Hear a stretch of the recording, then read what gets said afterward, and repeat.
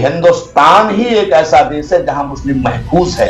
आप पाकिस्तान चले जाइए, आप अन्य मुस्लिम कंट्रीज भी चले जाइए, वहां एक दूसरे को मुसलमान मार रहा है। ये निश्चित रूप से उस आतंकवाद के समर्थक हैं, उस आतंकवाद को कहीं ना कहीं बढ़ावा देने वाले लोग हैं ये। नमस्कार, आज हमारे बीच में भाजपा कानपुर दक्षिण के जिला संयोजक सांस्कृतिक प्रकोष्ठ के श्री के वाजपेयी जी मौजूद हैं। आज बिहार में एनडीए को बम्पर जीत मिली है, एक रिकॉर्ड बना है। जैसे वोटिंग का रिकॉर्ड बना था, वैसे ही जीत का रिकॉर्ड बना है। इसी विषय को लेकर हमारे बीच में के वाजपेयी जी मौजूद हैं। जानते हैं इस जीत को लेकर और आगे की रणनीति को लेकर के क्या इनके मन में है, जानने का प्रयास करते हैं। कृष्ण कुमार जी, आपका पारदर्शी समाचार में बहुत बहुत स्वागत है। सर्वप्रथम आज की बम्पर जीत के लिए आपको हार्दिक शुभकामनाएं, बहुत बहुत शुभकामनाएं। जी जी जी, बहुत बहुत धन्यवाद आदरणीय सुशील जी। प्रश्न ये है आज का मुख्यतः कि ये जो जीत है, आज जीत मिली है, इसका प्रमुख कारण क्या है? सबसे पहले समस्त देशवासियों को बिहार भाजपा एनडीए की बम्पर जीत, ऐतिहासिक जीत के समस्त देशवासियों को बहुत बहुत शुभकामनाएं, बहुत बहुत बधाइयां भाजपा कानपुर दक्षिण सांस्कृतिक प्रकोष्ठ की ओर से। आपने प्रश्न किया, इस पर आप कहना क्या चाहते हैं? तो मैं एक बात बताऊं आदरणीय सुशील जी कि एक शब्द है सबय भूमि गोपाल की।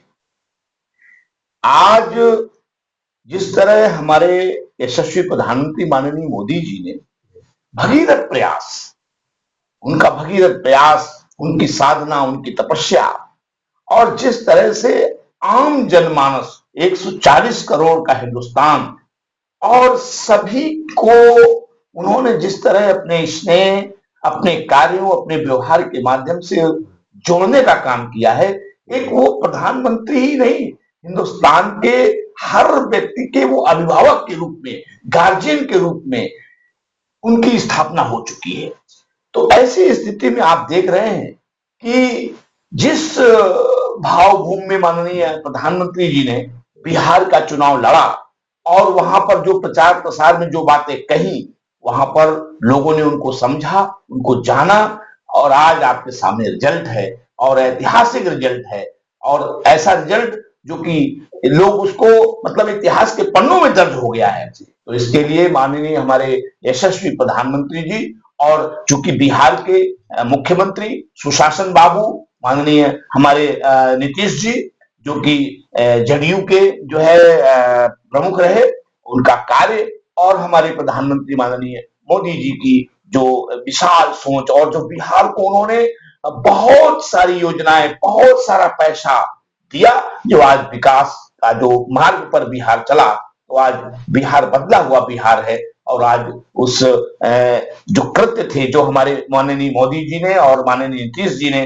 जो बिहार को आगे बढ़ाने का काम किया, तो उसी को अब बिहार की जनता ने अपने आप को ये वोट दे करके, ऐतिहासिक विजय दे करके एक बार फिर से सिद्ध कर दिया है कि जो काम करेगा, जो जनता के हित की बात करेगा, जो रोजगार की बात करेगा, जो जनता के पलायन को रोकेगा, वो काम हमारे माननीय प्रधानमंत्री जी ने और माननीय नीतीश जी ने किया है। आज उसी का परिणाम आपके सामने। अच्छा, जैसे कि बिहार के विषय में कहते हैं कि बिहार का एक प्रमुख पर्व है छठ पूजा, और छठ पूजा में पूरा बिहार उसको बहुत ही तन्मयता से मनाता है। ठीक उसी प्रकार से बिहार की महिलाओं ने इस बार वोटिंग में भी हिस्सा लिया और रिकॉर्ड 68% वोटिंग महिलाओं की हुई। क्या इसमें ऐसा कहा जा सकता है कि मुस्लिम इसके लिए अपवाद है, या मुस्लिम महिलाओं ने भी इसमें आपका भाजपा को वोट दिया है? सबसे पहली बात, जो छठ का पावन पर्व है जी, छठ माई जी, हमारे जो पूरब जी, पूर्वांचल और जो खासकर बिहार जी के हमारे मातृ शक्ति है, वो अपने पति, अपने बच्चों और समृद्धि संपन्नता के लिए वो व्रत रखती हैं और वो निर्जला व्रत होता है और बहुत बड़ा पूजन का आयोजन होता है। उसके लिए हमारे माननीय प्रधानमंत्री जी ने, माननीय मुख्यमंत्री जी ने जो व्यवस्थाएं दी हैं वहां की माताओं को, मातृशक्ति को पूजा और उनकी अर्चना के लिए, वो बहुत ही सराहनीय है।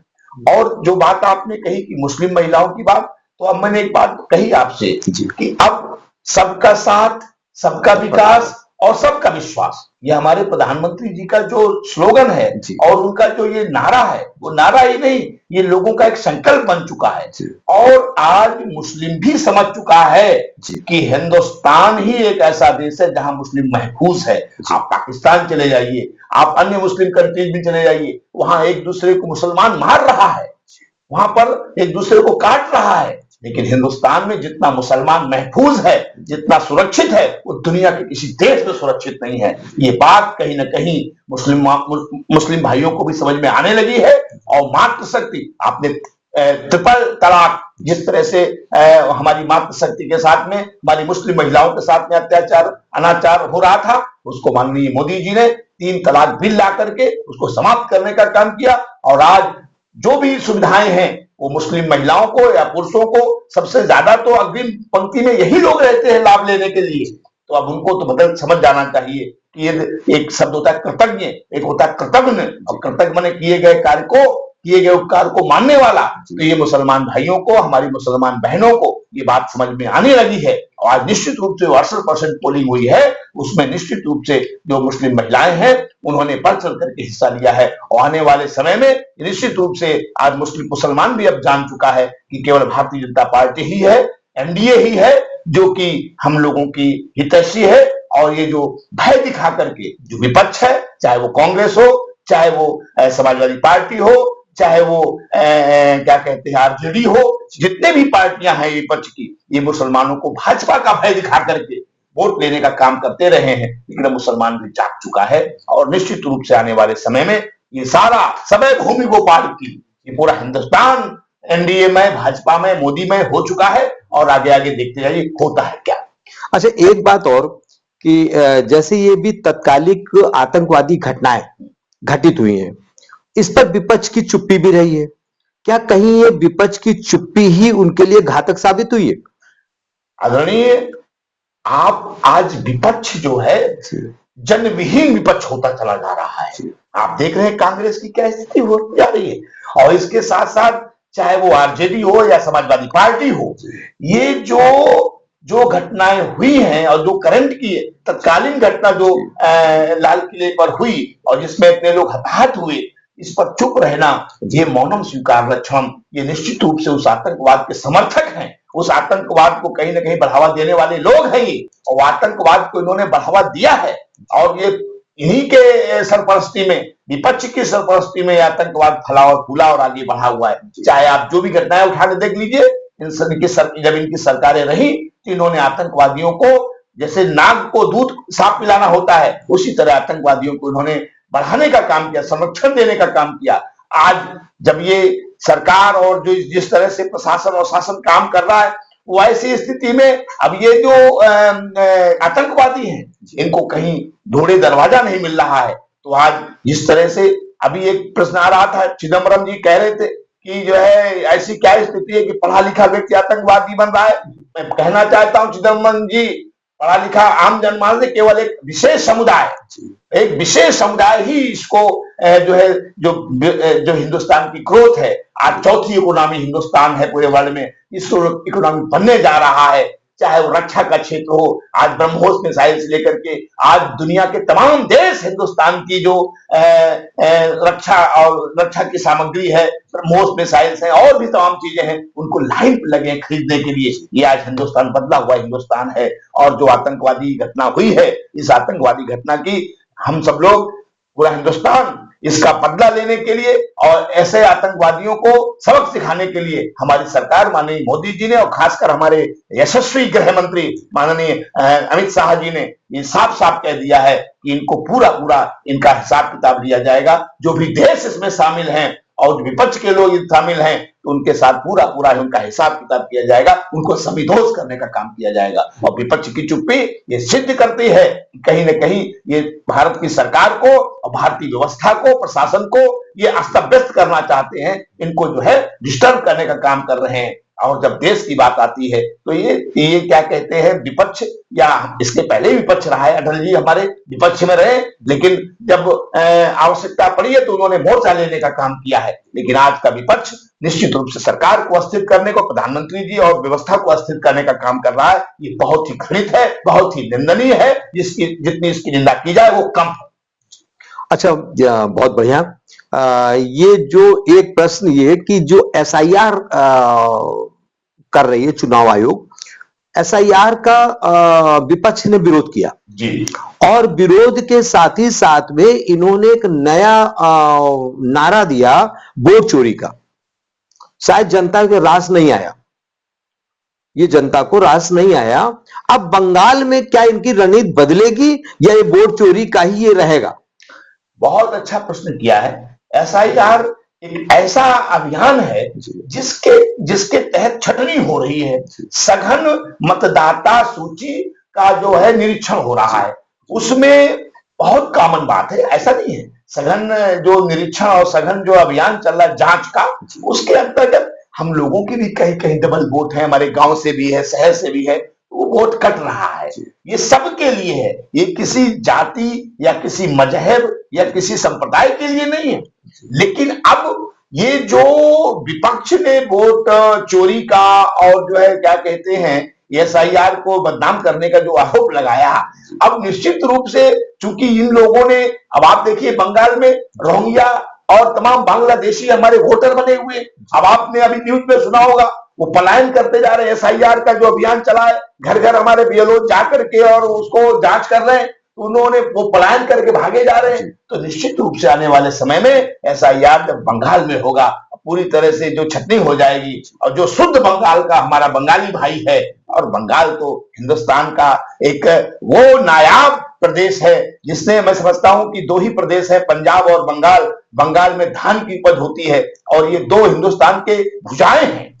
जैसे हिंदुस्तान, हमारे अटल जी कहते हैं, भारत देश जमीन का टुकड़ा नहीं, जीता जागता राष्ट्र पुरुष है। हिमालय इसका मस्तक है, गौरी शंकर शिखा है, कश्मीर किरीट है, और पावस के काले काले मेघ इसके कुंतल चेस हैं। बंगाल और पंजाब इसकी दो विशाल भुजाएं हैं। तो बंगाल हिंदुस्तान की जो भुजा है, उस भुजा को जिस तरह से वहां की मुख्यमंत्री और जिस तरह से बांग्लादेशियों से मिलकर के और रोहिंग्या से मिलकर के उस भुजा को काटने का काम कर रही हैं। अब निश्चित रूप से हम कहना चाहते हैं आपके चैनल के माध्यम से कि आज हमारे जो है क्या कहते हैं माननीय प्रधानमंत्री जी ने और चुनाव आयोग ने एसआईआर के माध्यम से जो अभियान चलाया है, जो रोहिंग्या और जो क्या कहते हैं बांग्लादेशी लोग हैं, उन सबको बाहर करने का काम होगा। और आने वाले समय में अगला चुनाव एनडीए का होगा, भारतीय जनता पार्टी का होगा, और वहां पर जो हमारा हिंदुस्तान का जो दाहिना हाथ है, जो बंगाल, जहां के लिए ये प्रसिद्ध है कि बंगाल का जादू और बंगाल का जो धरती है, बंगाल का जो धान की उपज है, वो उसको जिस तरह से हमारे क्या कहते हैं वर्तमान सरकार ने जिस तरह से बंगाल को तहस नहस करने का काम किया है, वहां पर हिंदुओं को पलायन कराने का काम किया है, वहां पर सनातन को जिस तरह से कटघरे में और सनातन को जिस तरह से नष्ट नाबूद करने का जो प्रयास हो रहा है, अब आखिर सहने की भी सीमा होती है। सागर के उर में भी ज्वाला सोती है, मलयानिल कभी बवंडर बन ही जाता, भोले शिव का तीसरा नेत्र कभी खुल ही जाता। और हिंदुस्तान की जनता, बंगाल का हिंदू और सनातन जाग उठा है। अब कोई भी हिंदुस्तान में बचने वाला नहीं है। अब हिंदुस्तान के साथ किसी ने हाथ उठाकर देखा तो उसकी आंख निकालने का काम सनातनी लोग करेंगे, हिंदू भाई करेंगे। और बंगाल में आने वाला समय आप देखेंगे कि जिस तरह से दिल्ली के लोग बात करते थे कि दिल्ली में केंद्र की सरकार है, दिल्ली में भाजपा की सरकार नहीं है, आपने देखा दिल्ली में हमारे मोदी जी ने और हमारे क्या कहते हैं भाजपा के कार्यकर्ताओं ने दिल्ली में सरकार बनाई। इसके बाद बिहार की बात होती थी, हम बिहार में पूर्ण बहुमत से रिकॉर्ड ऐतिहासिक मतों से आ गए। अब पंजाब की बारी है। तो हम हमेशा इस बात को आप देखते होंगे कि बिहार की जीत हमारी है, अब बंगाल की बारी है और बंगाल हमारा होगा, और बंगाल जब हमारा होगा तो निश्चित रूप से हिंदुस्तान का जो नक्शा है, हिंदुस्तान का जो गौरव है, वो आपको देखने को मिलेगा। और निश्चित रूप से आज आपने इस चैनल के माध्यम से ये बातें पूछी तो हमें कहने का अवसर मिला, और ये संदेश हम पूरे देशवासियों को देना चाहते हैं। एक अंतिम प्रश्न और कि विपक्ष बेरोजगार बेरोजगार बेरोजगार का मुद्दा तो बराबर उठाता है, लेकिन कभी भी घुसपैठियों को रोकने की बात नहीं कहता है। जब तक घुसपैठिए रहेंगे तो बेरोजगारी को खत्म करना किसी भी सरकार के बस की बात नहीं है। एक तरफ आप घुसपैठियों के विषय में कभी नहीं बोलते हैं, दूसरी ओर संघ पर बराबर उंगली उठाते हैं। यह क्या संदेश देता है? देखिए, यही तो विपक्ष की कुत्सित और घृणित सोच है। जब हम देश हमें देता है सब कुछ, हम भी तो कुछ देना सीखे। आज राष्ट्र जिस प्रगति पर, जिस ग्रोथ की ओर आगे बढ़ रहा है, विपक्ष को चूंकि अपनी राजनीति की रोटी सेकनी है, वो तो विपक्ष क्या है, ये परिवारवाद। आप देखिए जो क्षेत्रीय दल है वो परिवारवाद, चाहे आरजेडी ले लीजिए और चाहे समाजवादी पार्टी ले लीजिए, या जो भी आप जो क्षेत्रीय दल हैं, ये परिवारवाद की राजनीति के माध्यम से अपने परिवार पर, अपने परिवार को आगे बढ़ाने का हमेशा काम किया है। और चूंकि एक हिंदुस्तान में दुनिया की सबसे बड़ी पार्टी, लोकतांत्रिक पार्टी, वहां चाय बेचने वाला भी प्रधानमंत्री बन सकता है, और एक जो है क्या कहते हैं कवि साहित्यकार के रूप में अटल जी जैसे भी प्रधानमंत्री बन सकते हैं। तो ऐसी एक दुनिया की, हिंदुस्तान की सबसे बड़ी largest party of the world Bharatiya Janata party है। आज वहां जो है, जो सदस्य हैं भारतीय जनता पार्टी के, और जो कार्यकर्ता हैं, जो मानसिकता के लोग हैं, वो निश्चित रूप से ये जो विपक्ष का ये जो रोना है, जो क्योंकि सबसे बड़ी बात क्या है कि ये लोग जो घुसपैठिए हैं और जो लोग रोहिंग्या हैं, इन लोगों को ये वोटर बना करके अपने वोट में कन्वर्ट करके और जो है क्या कहते हैं अपनी सरकार बनाना चाहते हैं। लेकिन उसके पीछे कितना बड़ा जो हमारे हिंदुस्तान के मूल निवासी हैं, जो हिंदुस्तान के रहने वाले लोग हैं, जिन्होंने खून पसीना बहाया है, उनके अधिकारों की कटौती कर रहे हैं लोग। उनके जो अधिकार मिलने चाहिए रोहिंग्या और ये घुसपैठियों के माध्यम से उनको कटवाने का काम कर रहे हैं। अब ये हिंदुस्तान जान चुका है, हिंदुस्तान का बच्चा बच्चा जाग चुका है कि अब तुम्हारी ये रणनीति काम आने वाली नहीं है। अभी हमने सुना कि हार के बाद खिसियाए, हारे तो हुरे और जीते तो थुरे, हारने के बाद खिसियाए लोग अभी कह रहे थे भाजपा के बारे में तमाम अनर्गल आरोप लगाना शुरू कर दिया है। तो निश्चित रूप से जब आपकी करनी आज जनता जान चुकी है और जनता ने उसका जवाब दिया है, ऐतिहासिक विजय बिहार की, पूरे देश को, पूरी दुनिया को यह बताने का काम किया है कि जहां सच्चाई है, जहां कर्म योग है। वो लाइनें हमें हमेशा याद आती हैं कि आप कर्म पर आपका अधिकार है, और कर्म माननीय योगी जी ने, माननीय मोदी जी ने, और जहां भी हमारी सरकारें हैं, आज पूरा हिंदुस्तान भाजपा में, एनडीए में होता चला जा रहा है। और विपक्ष की जो घुसपैठियों की और बांग्लादेशियों की और रोहिंग्या को वोटर बना करके और सरकार बनाने की जो मंशा है, वो पूरी तरह विफल होगी। और आने वाला समय पूर्ण रूप से भारतीय जनता पार्टी, माननीय मोदी जी, माननीय योगी जी और भाजपा का होगा। बहुत बहुत बहुत बढ़िया। हमारे भाजपा जिला संयोजक जी कृष्ण कुमार जी ने बहुत सारगर्भित बात कही है। प्रमुख रूप से आपका कहना है कि वो अंधेरे अब छटने वाले हैं, वो मुस्लिम जिनका ये तुष्टीकरण के माध्यम से गुमराह करते आ रहे थे, वो मुस्लिम भी अब जागृत हो रहा है और उससे समझ में आ रहा है कि सबका साथ, सबका विकास अगर कहीं है तो भाजपा में ही है। और बंगाल बताया कि बंगाल अब भाजपा के ही पाले में आने वाला है, वहां पर भी शीघ्र ही भाजपा की सरकार बनेगी। बहुत बहुत धन्यवाद आपका, बहुत बहुत शुभकामनाएं, एक बार पुनः जीत की बहुत बहुत बधाई। बहुत बहुत धन्यवाद, थैंक यू।